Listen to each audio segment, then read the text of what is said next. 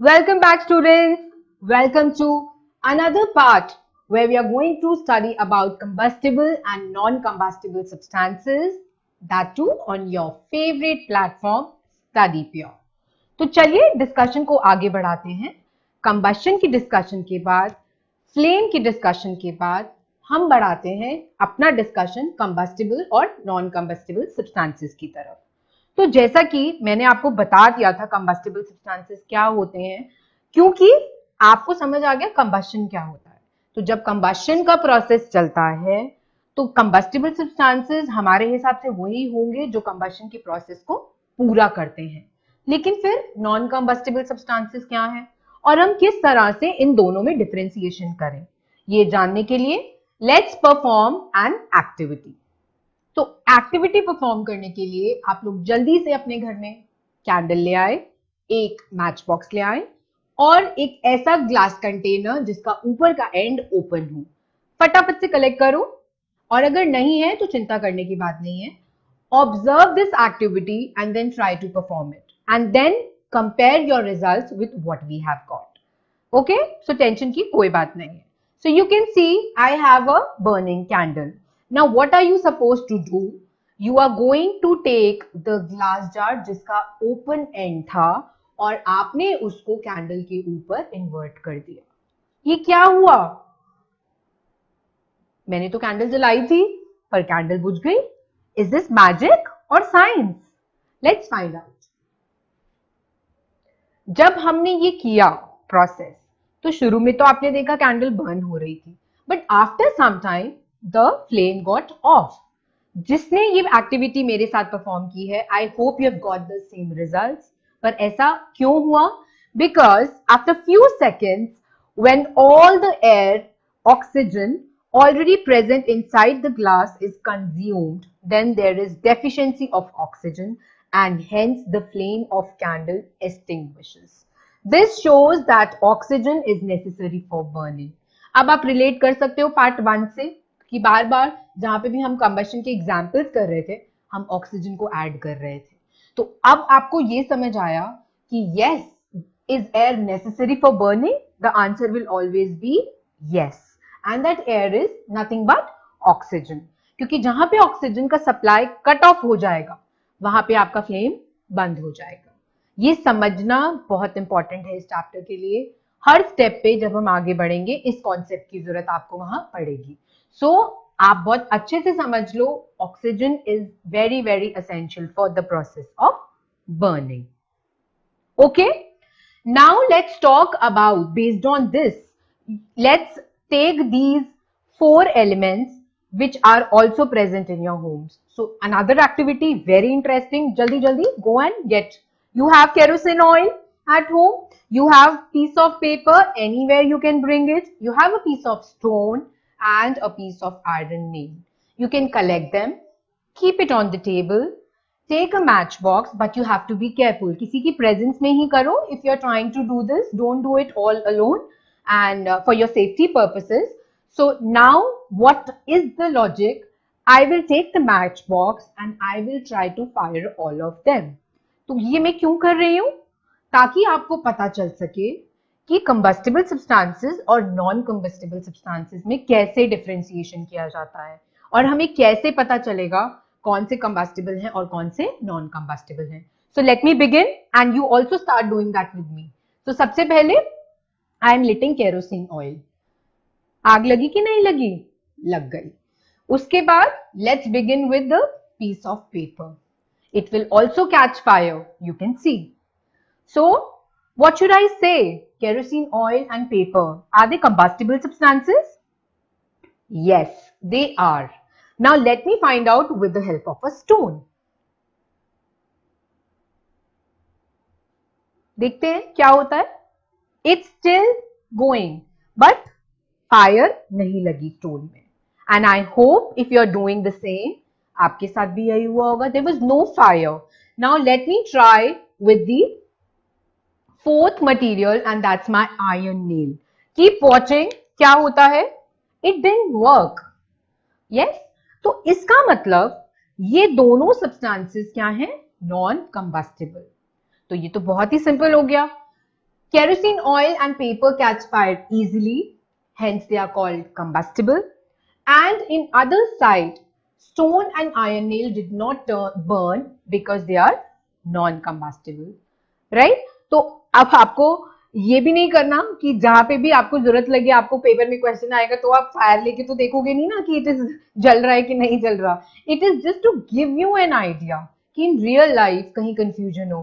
C because we all know paper will always burn very easily, और kerosene oil तो हम burning के लिए ही यूज करते हैं वैसे भी, राइट? स्टोन कभी बर्न नहीं करता. You have never talked about it also. And whether it's iron nail, वो गर्म हो जाता है but it never catches fire and it's not like flames are coming, right? तभी हम लकड़ी का इस्तेमाल करते हैं. कभी देखा है किसी को लोहे को जलाते हुए?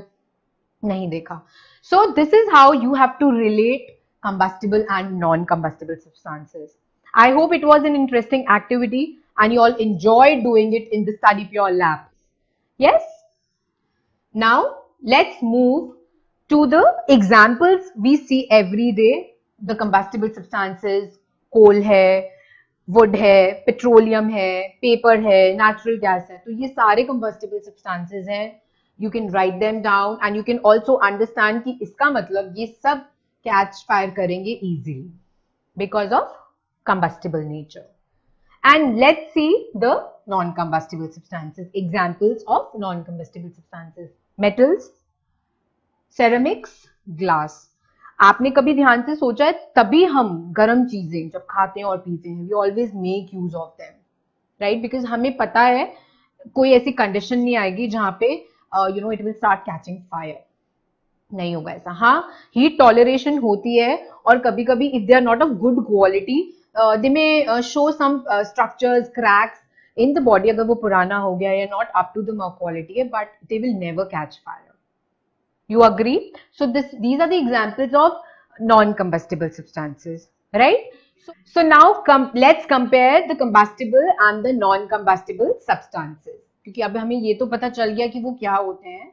Let's talk about the features about them in comparison. So सबसे पहला feature है the flammable substances that easily catch fire or capable of being set on fire. ये हमने करके भी देखा है. And the non-combustible substances, they don't burn readily. ये तो अब हमें पता चल गया. Okay. Now special precautions are required for storage of combustible substances. आप ये भी relate कर सकते हो, क्योंकि हमने जब metals, non-metals के बारे में पढ़ा था, वहां हमने ऐसे elements पढ़े हैं जो हम room temperature पे भी store नहीं करते, because they are combustible and at room temperature also they catch fire easily. So yes, जब आपको पता होता है कि ये this product can catch fire, you always have to work on storing them. ये टेंशन या तो होगी ही नहीं होगी. क्यों नहीं होगी? क्योंकि वो कैच फायर करेंगे ही नहीं. तो वो कहीं पे भी पड़े हुए हैं, that is not our problem. कुछ भी नहीं होगा, they will not react. So no special precautions are required for storage in case of non combustible substances. Now let's talk about the third feature. They are also called as fuels. बोलेंगे fuels क्योंकि fuels का तो काम ही है combustion की process को initiate करना, enhance करना. एंड इस केस में they are not called fuels because they are not helping in burning. We never think of a non combustible substance जब हमें बर्निंग करती होती है. Okay, they release lot of heat that can produce light in form of either glowing or a flame. Yes, ये तो quite obvious है. हमने देखा आग लगती है जहां पे भी फायर कैच होती है, there is a flame to it, right? Heat energy produce होती है, लाइट एनर्जी प्रोड्यूस होती है. बट जहां पे फ्लेम है ही नहीं, फायर हो ही नहीं रही है, तो ना ही वहां हीट एनर्जी प्रोड्यूस होगी, ना ही वहां लाइट एनर्जी होगी, और ना ही कोई फ्लेम प्रोड्यूस होगा. The examples for combustible substances, wood, kerosene, and there are many more which we have seen also and studied also. Similarly, in non-combustible substances, we have stone, we have soil, and there are many more which we have seen when we were performing the activities. So, children, I hope you are very clear with combustible, non-combustible substances. Maza aaya padh ke? Now, let us perform another activity. So, for that, again, bring 2 candles and you will also need paper cups और थोड़ा सा पानी, right? तो जब ये आप perform करोगे, आप देख सकते हैं दोनों कैंडल्स लाइटेड हैं। अब फर्क क्या है, I will use one paper cup with water and try to burn this. And similarly, यहाँ पे जो मैं पेपर कप यूज करूंगी that will be without water. Okay? तो क्या होगा बताओ, perform it and tell me what will happen. देखो क्योंकि पेपर है, आप सब जानते हैं कि paper is a combustible substance, right, it will catch fire. But problem थी एक कप में वाटर है और एक में नहीं है, तो क्या इससे बर्निंग में कुछ डिफरेंस हुआ? यस, जब आपने ये देखा आपको दिखा कि जो पेपर पानी के बिना था वो तो बहुत ही जल्दी बर्न हो गया है ना, और हमें वो नजर ही नहीं आ रहा। एंड जो पेपर कप था विद वाटर, उसके लिए हमें थोड़ा सा इंतजार करना पड़ा, धीरे धीरे धीरे धीरे, and we are still waiting. पर ऐसा क्यों हुआ? ऐसा इसलिए हुआ because now we are going to introduce another term which is called ignition temperature. अब आपको समझना है ये इग्निशन टेम्परेचर क्या होता है। Different substances catch fire at different temperatures. The lowest temperature at which a substance catches fire is called its ignition temperature. तो इसका मतलब हमारे पास बहुत तरह की चीजें हैं और ये लॉजिक सभी कंबस्टिबल सब्सटेंसेस के लिए। दैट मीन्स जितने भी कंबस्टिबल सब्सटेंसेस हैं वो सब कैच फायर तो करेंगे, राइट, लेकिन सबका जो रेट है वो अलग अलग होगा। कुछ बहुत जल्दी कैच फायर कर लेंगे, जैसे पेपर है, कभी आपने पेपर को बर्न करने की कोशिश की है, within second, you know, in blink of an eye paper starts burning. But वही लॉजिक अगर आप दूसरी चीजों में लगाते हो, फॉर एग्जाम्पल यहाँ हमने ट्विस्ट दिया था, हमने उसमें वाटर ऐड कर दिया, आप वो किसी और एलिमेंट के साथ भी कर सकते हो, किसी और प्रोडक्ट से भी टेस्ट कर सकते हो एंड कंपेयर द टाइमिंग्स। कुछ चीजें बहुत जल्दी कैच फायर करती हैं, कुछ चीजें ज्यादा टाइम लगाती हैं। तो ये मानना है कि जो minimum temperature, the lowest temperature जिसपे एक सब्सटेंस फायर को कैच करता है, उसको हम उसका इग्निशन टेम्परेचर बोलते हैं। इन अदर वर्ड्स, अगर इग्निशन टेम्परेचर तक हीट नहीं पहुंची या फिर हीट की वजह से इग्निशन टेम्परेचर अचीव नहीं हुआ, तब तक वो चीज फायर को कैच नहीं करेगी। तो इसका मतलब कंबशन के लिए इग्निशन टेम्परेचर तक जाना भी बहुत जरूरी है। Got it? Understood? And that was one of the reason जहां आपने पढ़ा कि हमें कई बार कुछ कंबस्टिबल सब्सटेंसेस को स्पेशली स्टोर करना पड़ता है। अब आप मान के चलो अगर कोई चीज रूम टेम्परेचर पे जलनी शुरू हो गई है तो उसका इग्निशन टेम्परेचर बहुत कम होगा, इसीलिए आप स्पेशल अरेंजमेंट्स करते हो उसको स्टोर करने के लिए। सो this is just like oxygen, this is again another very important parameter which is required for the process of combustion to complete. I hope you have got it.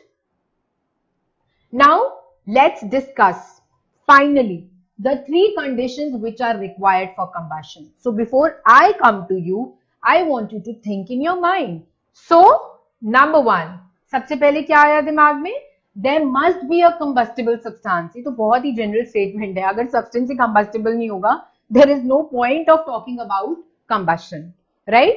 क्योंकि अगर non combustible substance को लगे हुए आप जलाने के लिए घंटों लग जाओ, महीने लग जाओ, साल लग जाओ, कुछ भी नहीं होगा। ये तो था point number one. What about point number two?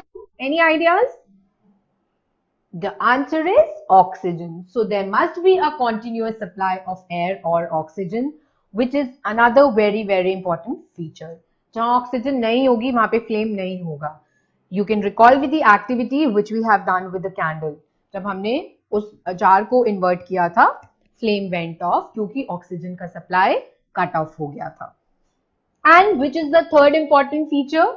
That is called ignition temperature, जो हमने अभी अभी एक्टिविटी के थ्रू समझा है।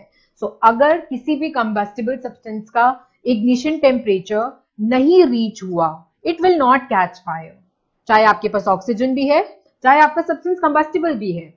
So these are the three conditions which are very very important and necessary for combustion to take place. Please note them down, write them down or take a screenshot. It is a very very important question.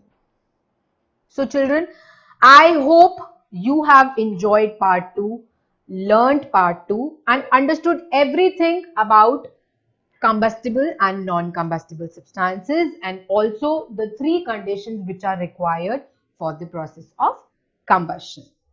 Now let's meet in part 3 for discussing a very important aspect to the process of combustion. आग लगाना तो सीख गए, पर अब आग को बुझाना सीखेंगे. So till then, bye bye.